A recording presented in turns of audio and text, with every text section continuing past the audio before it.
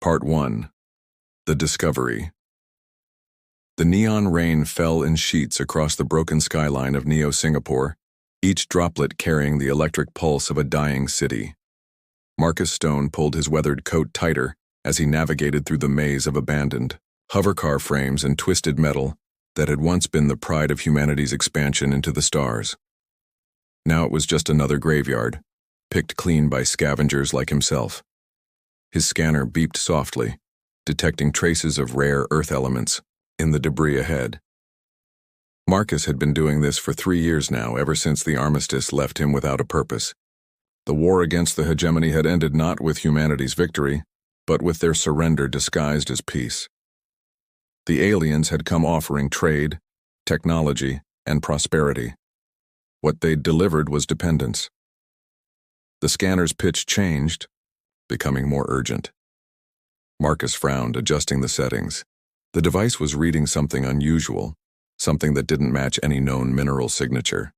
He followed the signal through a collapsed section of what had once been the financial district, stepping carefully over chunks of smart glass that still flickered with phantom advertisements. That's when he saw her. The billboard towered above, the rubble, one of the few structures still maintaining power. Its surface blazed with corporate colors and scrolling text in 3 languages, Standard English, Mandarin, and the flowing script of the Valerian hegemony. But it wasn't the advertisement that stopped Marcus in his tracks. It was what hung beneath. She was suspended by ornate chains that seemed more decorative than functional, though they held her securely in place. Her skin held an otherworldly silver sheen that caught the billboard's light, and her hair fell in waves of deep blue-black around her shoulders. Most striking were her eyes, large, crystalline, and completely empty of hope. The text above her, head scrolled repeatedly, surplus stock, no buyers, disposal pending. Marcus had seen plenty of horrors in the war, had witnessed the casual cruelty that conflict could breed in both human and alien hearts. But this was different. This was advertisement of suffering, displayed for anyone passing by to see. The fact that no one had stopped, that this being had been hanging here long enough for the rain to streak her face and the chains to show signs of weathering, made his stomach turn. He approached slowly, hands visible and non-threatening. Her crystalline eyes tracked his movement with the wariness of a trapped animal.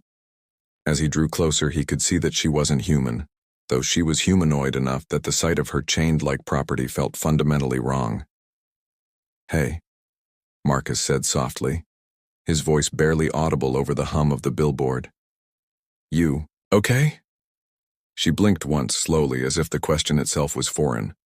When she spoke, her voice carried an accent he couldn't place, musical despite its weariness. "I am functional," the response chilled him. Not "I'm fine" or "I'm hurt." Functional, like she was describing a machine. Marcus pulled out his multi-tool, examining the chains. They were electronic locks, probably biometric, but old enough that his military-grade hacker might work. "What's your name?" Another long pause. This unit was designated Zara 779. Purpose: emotional regulation and crowd pacification. Status: defective. "Zara," Marcus repeated, ignoring the rest. "I'm Marcus. I'm going to get you down from there." For the first time, something flickered behind those crystalline eyes. "Why?" The question hung in the air between them. Marcus could have given her a dozen practical reasons. She might have information about alien technology. She could be valuable to the resistance cells that still operated in the shadows. She might know something about the hegemony's plans. All of those would have been lies. "Because leaving you here is wrong," he said simply. His hacker interfaced with the first lock, running through security protocols with mechanical efficiency. The device had been modified with salvaged alien tech, a souvenir from his military days that had proven more useful in civilian life than any metal. "Others have passed," Zara said quietly. "Humans. They looked. Some took pictures. None stopped." The first lock clicked open. Marcus moved to the second. "I'm not others. The merchants who placed me here said humans would eventually purchase me for labor or other purposes. When no offers came, they marked me for disposal." Her voice, carried no self-pity, just the flat recitation of facts.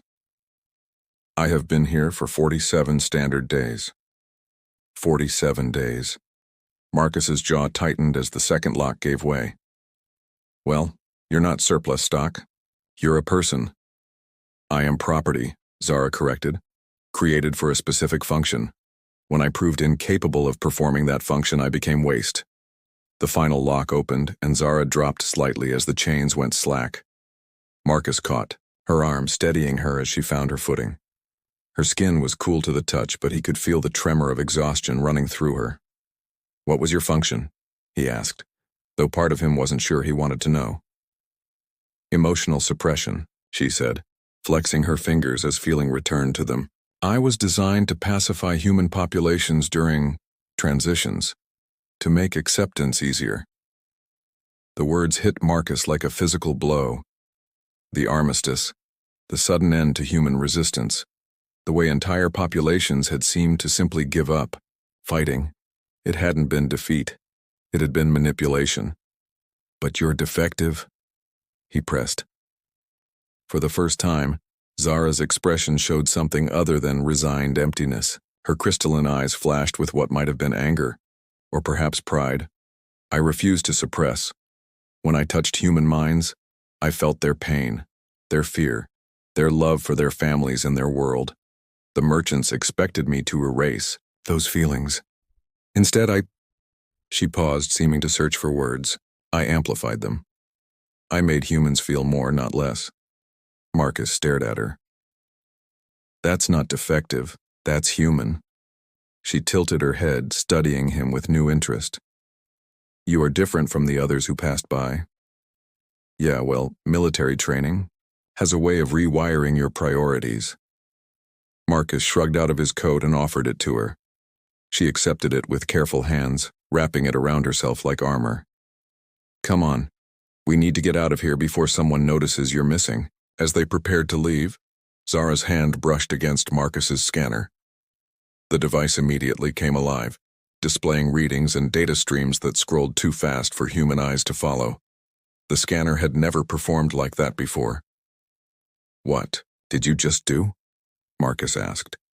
Zara pulled her hand back quickly, looking almost guilty. "I interface sometimes without meaning to. It is another defect." Marcus looked at the scanner, then at Zara, and felt the first stirring of something he hadn't experienced in years. Hope. Not the desperate hope of a scavenger finding valuable salvage, but the kind of hope that came with discovering you weren't alone in the fight. "Zara," he said quietly, "I don't think you're defective at all. I think you might be exactly what humanity needs." The billboard above them flickered and went dark, as if it too had decided that some things shouldn't be for sale. The awakening. The descent into the old subway tunnels felt like traveling back through time. Marcus led Zara down rusted maintenance ladders and through passages that hadn't seen official use since the city's transport grid went fully aerial. The deeper they went, the more the sounds of the surface world faded, replaced by the steady drip of condensation and the distant hum of geothermal processors that still functioned in the city's depths. Zara moved with careful precision, her crystalline eyes adjusting to the darkness far better than Marcus's human vision. She hadn't spoken during their journey underground, but he could sense her awareness, the way she cataloged every sound and shadow. Whatever they had designed her for, staying alert had clearly been part of her programming. "Here," Marcus said, stopping before what looked like a solid wall of corroded metal.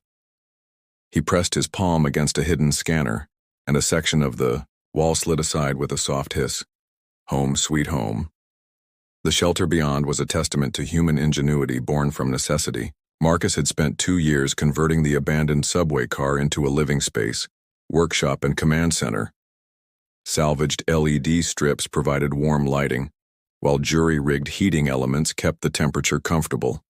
Banks of monitors displayed everything from city surveillance feeds to deep space communication arrays, all powered by a fusion cell he'd liberated from a decommissioned military transport. Zara stepped inside, her gaze taking in every detail. "You live alone?" "For 3 years now," Marcus confirmed, sealing the entrance behind them. "It's not much, but it's secure. The old transit tunnels run for kilometers in every direction, easy to disappear if someone comes looking. She moved to the central workstation where multiple screens showed data streams Marcus had been monitoring. Her fingers hovered over the console, not quite touching. "You are gathering intelligence." "Trying to." Marcus pulled 2 ration packs from a storage compartment and began heating them. "The official channels only show what the hegemony wants us to see, but there are patterns if you know how to look. Trade routes that don't make sense. Population centers going quiet for weeks at a time. Technology transfers that benefit nobody." Zara accepted the warm meal with a nod of thanks. She ate slowly as if each bite was something to be savored rather than consumed. "You were military. Engineering Corps. We were supposed to be building humanity's future among the stars." Marcus's voice carried old bitterness. "Instead, we spent 5 years watching that future get sold out from under us." "The war ended when human resistance collapsed," Zara said carefully. "Official records state it was due to superior hegemony technology and tactics." Marcus laughed, but there was no humor in it. "Superior technology. Right." He gestured to his monitoring setup. "That's what I've been trying to figure out. How did an entire species just give up? Humans don't surrender. We're too stubborn, too angry, too damn proud. Even when we're outgunned, we find ways to keep fighting." Zara set down her meal, her crystalline eyes reflecting the monitor glow. "You want to know about emotional suppression?" It wasn't a question. Marcus nodded. "The hegemony discovered early in their expansion that conquest through force was inefficient," Zara began, her voice taking on the cadence of someone reciting learned information. "Destroyed worlds produce nothing. Dead populations cannot work or trade. But populations that accept their new circumstances willingly become productive assets," Marcus finished grimly. "The Harmony units were the solution, beings bred and trained to interface with the neurochemical responses of target species. We could dampen aggression, reduce attachment to abstract concepts like freedom or independence, make surrender feel like wisdom rather than defeat." Marcus felt a chill that had nothing to do with the underground cold. "How many species?" 47 successful integrations before humanity," Zara said quietly. "Each species now contributes to hegemony prosperity while maintaining the illusion of self-governance." The implications hit Marcus like a physical blow. The peace treaties, the trade agreements, the gradual integration of alien technology into human society. It had all been orchestrated. Humanity hadn't lost the war through superior force. They'd lost it through biological manipulation of their own emotions. "But you said you were defective," Marcus pressed. "What went wrong?" For the first time since entering the shelter, Zara showed something approaching a smile. "I was designed to suppress, but when I interfaced with human minds, I discovered something the hegemony had not anticipated." She stood and moved to Marcus's console. This time she did touch it, placing her palm flat against the main processing unit. Immediately, the screens came alive with data streams moving at impossible speeds. Information flowed across the displays faster than any human could process, but Marcus could see the patterns forming. "Human emotions are not just neurochemical responses," Zara continued, her voice gaining strength. "They are connections, networks. When I tried to suppress one human's resistance, I found it linked to thousands of others. Families, friends, communities, strangers who shared common cause. To truly suppress human resistance, I would have had to sever those connections entirely." The data on the screens began to coalesce into recognizable patterns. Communication networks, transportation logs, population movements, all showing the same thing. Pockets of human resistance that had never truly been eliminated, only hidden. "Instead of suppressing," Zara said, her eyes now blazing with inner light, "I began amplifying. Every human I touched felt not just their own desire for freedom, but the desires of everyone connected to them. Their love for their children, their loyalty to their friends, their pride in their species' achievements." Marcus stared at the screens in amazement. "You turned their own weapon against them, for which I was deemed defective and marked for disposal." Zara removed her hand from the console, but the data continued flowing. The hegemony could not understand why their pacification efforts were failing in certain sectors. They blamed technical malfunctions, human unpredictability, anything except the truth, which is that connection cannot be suppressed, only redirected, and that humans, when they truly feel their connections to each other, become ungovernable. Marcus moved to stand beside her, watching as the data streams revealed the scope of ongoing human resistance. Underground networks, hidden colonies, research facilities working on projects the hegemony knew nothing about. The war hadn't ended. It had just gone invisible. The other Harmony units, Marcus said, are they still out there? Still suppressing? Human populations? Zara's expression darkened. Hundreds of them deployed across every major population center. But they are not like me. They perform their function as designed. What if they weren't? Marcus asked, an idea forming. What if someone could show them what you discovered? Turn them from suppressors into amplifiers? The change would have to come from within, Zara said slowly. From contact with the very connections they are designed to sever. But the risk would be worth it. Marcus began pulling up communication protocols on his secondary console. If we could broadcast the truth, show people what's really happening, wake up enough of them at once, the hegemony would respond with force, Zara warned. They have kept the peace through manipulation, but they retain the capacity for more direct methods. Marcus looked at her, this being who had been labeled defective for developing the capacity, to care, who had been abandoned as worthless for refusing to break the human spirit. Then we better make sure humanity is ready to fight back. Zara studied his face for a long moment, then nodded. I can interface with their communication networks, bypass their filters, and reach the Harmony units directly. But once we begin, there will be no hiding. Good, Marcus said, his hands already moving across the controls. I'm tired of hiding anyway.